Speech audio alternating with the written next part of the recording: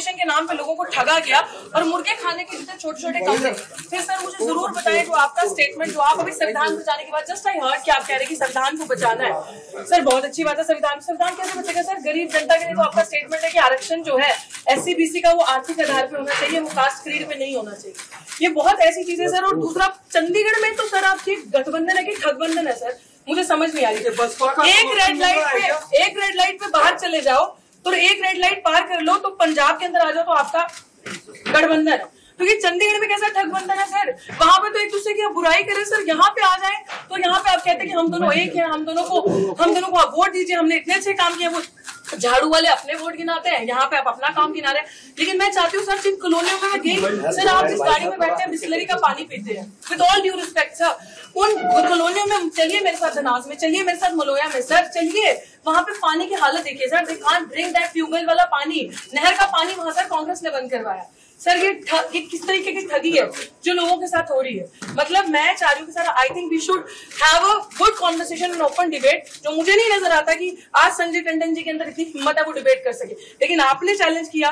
मुझे लग रहा है कि एक नेशनल पार्टी के कैंडिडेट को अच्छे खासे तरीके से एक इग्नोर किया जा रहा है। मुझे लगता है कि हम दम रखते हैं, पोटेंशियल रखते हैं, क्योंकि हम काम के बेसिस पे बात करते हैं। सर मुझे ये 3 चीजों का जवाब चाहिए। सबसे पहले तो सर ये जवाब दे दीजिए जो SC-BC के रिजर्वेशन पे आपने बात कही है कि आर्थिक बेसिस होना चाहिए। पहले तो आपका बहुत बहुत धन्यवाद, thank you so much sir, कि आप यहाँ पे आए।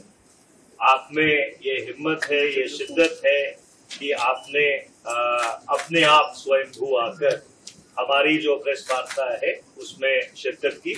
आपका बहुत बहुत धन्यवाद। मुझे अखबार में पता लगा कि शायद जब आपको तोला जा रहा था तो कंडा आपके सिर पे गिर गया था, तो मैं आशा करता हूं कि आप पूरी तरह से स्वस्थ हो।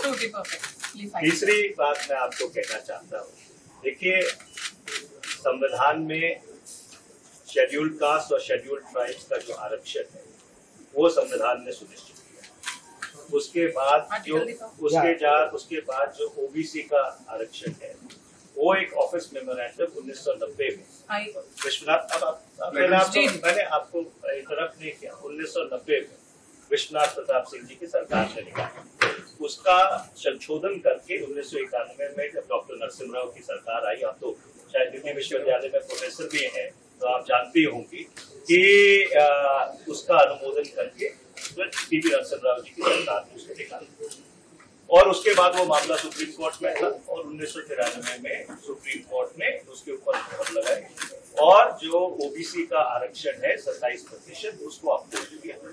इसके अलावा कई ऐसे प्रदेश हैं हिंदुस्तान में जहाँ पे जो आरक्षण है 49% से ज्यादा है, जैसे तमिलनाडु में आरक्षण ऑलमोस्ट 67% है।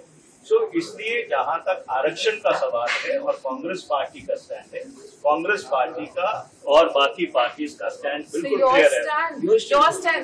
My stand is absolutely clear.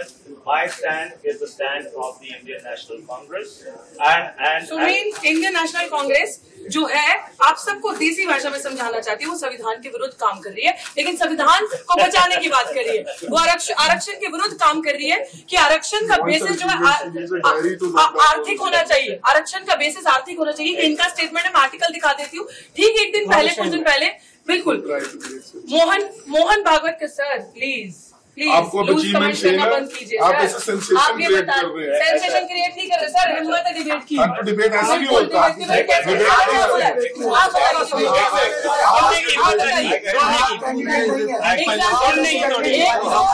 एक तो रिजर्वेशन के खिलाफ बात करनी है,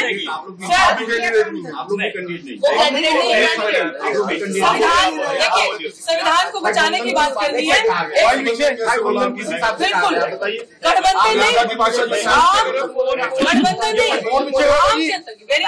आम जनता की नजर में जब पंजाब में आप इलेक्शन फाइट कर रहे हैं, इलेक्शन फाइट बिल्कुल ये है इनकी, क्योंकि इन्हीं लोगों के पार्टी से स्टेटमेंट आती है कि यूपी बिहार के लोगों को चंडीगढ़ से निकाल देना चाहिए। तो ये मायावती जी की बहुत स्टेटमेंट है, सुन लीजिए कि एक वुमेन का ये लोग रिस्पेक्ट सामने खड़े होकर नहीं कर सकते। और ये मायावती जी में आप मायावती जी जब सड़कें नहीं थी ना, वो महिला सड़क पे थी, आप उनके बारे में बात नहीं करे। आप तो चंडीगढ़ में रहती हैं, मैं तो पैदा हुआ चंडीगढ़ में। आप तो मेरे पहली बार चंडीगढ़ में ये लोग चंडीगढ़ में रहते हैं, लेकिन चंडीगढ़ की ये लोग चंडीगढ़ के 110 सेक्टर में रहते हैं, चंडीगढ़ की कॉलोनियों में नहीं रहते, चंडीगढ़ की बस्तियों में ये लोग नहीं रहते। ये लोग, इन लोगों ने हमें देखा अभी, ये लोग गठबंधन की बातें करते हैं, लेकिन एक्चुअली अगर हम ठगबंधन इसको कह रहे हैं तो दर्द हो रहा है, because they have never worked colonies में, बस्तीज में काम नहीं किया है। तो अभी सिचुएशन ये है कि बहनजी पे टिप्पणी करना। आप ये बता दीजिए, आपकी सरकार नहीं थी, SC/ST सप्लाई से बता दीजिए क्यों लागू नहीं हुआ? आप बहनजी पे बात कर रहे हैं ना,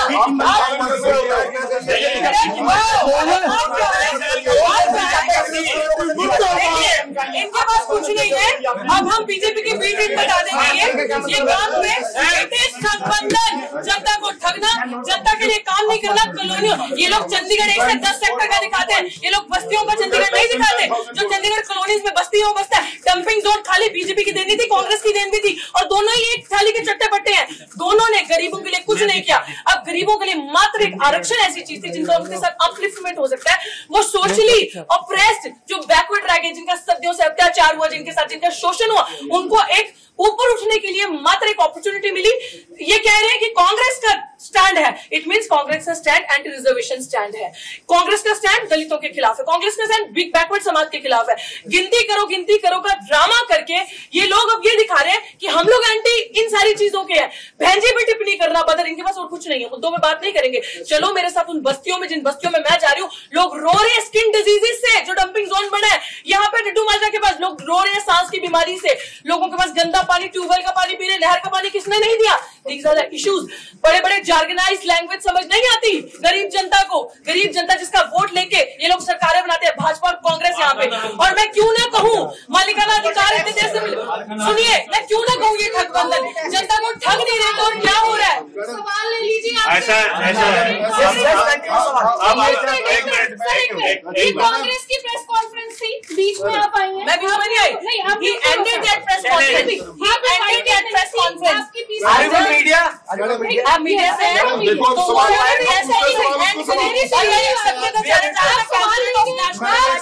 लेंगे, ऑफ कोर्स लेंगे, बट पहले सवाल लेंगे।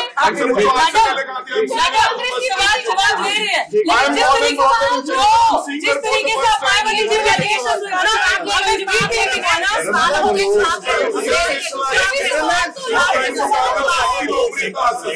5,000 वोट मिलेंगे।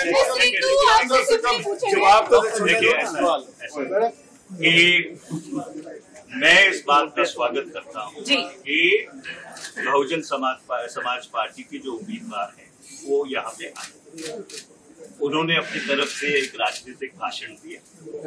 लोकतंत्र में हर आदमी को ये हक है कि एक मिनट मैंने इंटरप्ट नहीं किया। मैडम जी आप चुप हो जाइए, मैडम जी आप चुप हो जाइए, मैडम जी उसकी बात तो सुना दीजिए। सवाल पूछ रहे हैं ना, सवाल पूछ रहे हैं ना, आप चुप हो जाइए, उसकी बात तो रखने दीजिए। आपने भाषण देना बाहर जाके आप ये बताइए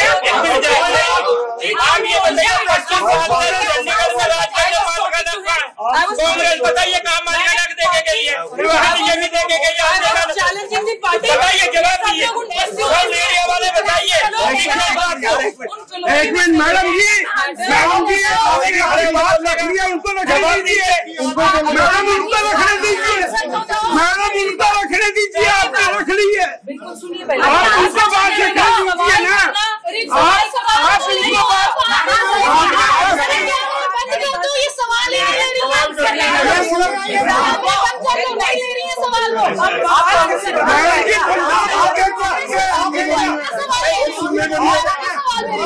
सुनिए अप्रिशिएट यहाँ पर आए, लेकिन आंसर तो लेने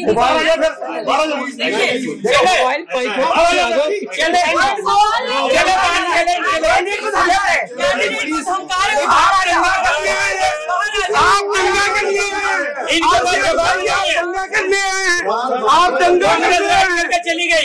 इन्होंने मालखाना हक नहीं दिया कॉलोनी वालों को, और बीजेपी वाले 10 साल राज करके चले गए, कोई मालखाना हक नहीं दिया कॉलोनी वालों को। जवाब दीजिए दोनों पार्टी को। बनाते हैं पीछे का तो मोबाइल यार मोबाइल पीछे का तो पीछे आई जा रहा बार बार। बहुजन समाज पार्टी की उम्मीदवार यहाँ पर हमारी प्रेस कॉन्फ्रेंस में हम उनका स्वागत करते हैं। लोकतंत्र में हर व्यक्ति को आजादी है कि अपनी बात करें। मैं साफ तौर पर ये कहना चाहता हूँ कि जो पूरी इंडिया अलायंस है वो भारत के संविधान को बचाने की लड़ाई लड़ रही है। ये लड़ाई लड़ रही है कि 2024 इस मुल्क का आखिरी चुनाव नहीं होना चाहिए। जिस आधार पर ये मुल्क काबिज है, जिसको अंग्रेजी में आइडिया ऑफ इंडिया कहते हैं, उस आइडिया ऑफ इंडिया को और सुदृढ़ बनाया जाना चाहिए। पिछले 10 वर्ष में यहाँ पे भारतीय जनता पार्टी की सत्ता रही।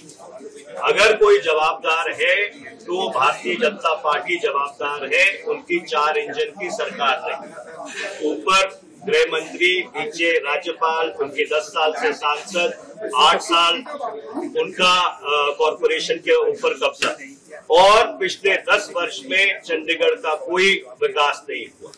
अगर यहाँ पे लोगों को कॉलोनीज में रीसेटल किया गया, वो काम कांग्रेस पार्टी ने किया। अगर यहाँ पे हाउसिंग बोर्ड के मकान दिए गए, वो भी कांग्रेस के जमाने में हुआ था।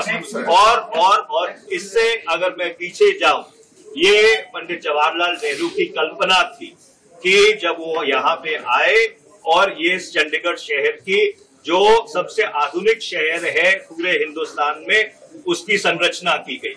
तो इसलिए जब से चंडीगढ़ बसा है तब से लेकर आज तक चंडीगढ़ के संदर्भ में कांग्रेस पार्टी की इंडिया अलायंस की जो उपलब्धियां हैं वो अनेकों हैं, जो अगर मैं गिनाना शुरू कर दूं तो शाम के 6 बज जाएंगे।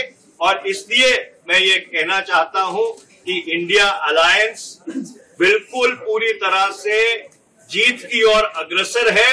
और मैं ये विनती करना चाहता हूं कि जो संविधान की सुरक्षा की बात करते हैं वो कृपया भारतीय जनता पार्टी की बी टीम न बने। आपका बहुत बहुत धन्यवाद। यही बहुत रुकिए सवाल के जवाब दीजिए। कांग्रेस के भाग्य कांग्रेस वाले बात है। अब सवाल यहाँ पे ये है कि इन्होंने कहा कि संविधान को बचाना।